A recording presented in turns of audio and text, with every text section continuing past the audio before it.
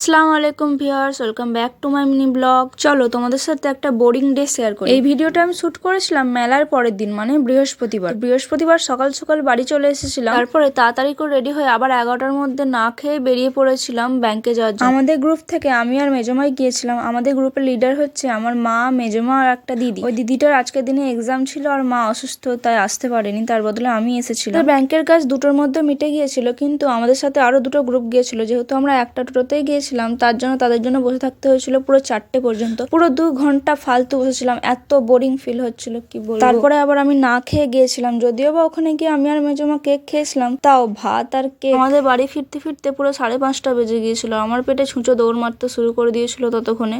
বাড়ি এসে তো আমি ফার্স্টে ভাত খেয়েছিলাম। মাকে বললাম, মা তুমি আগে তাড়াতাড়ি আমার ভাত দাও, তো মা তাড়াতাড়ি করে ভাত খাইয়ে দিল। তারপরে এখন চা নিয়ে বসে পড়েছি, তো চলো এখন চাটা খাইয়ে নিই। আর তোমরা আরো মিনি ব্লগ দেখার জন্য আমার চ্যানেলটাকে সাবস্ক্রাইব করে দাও। আল্লাহ হাফেজ।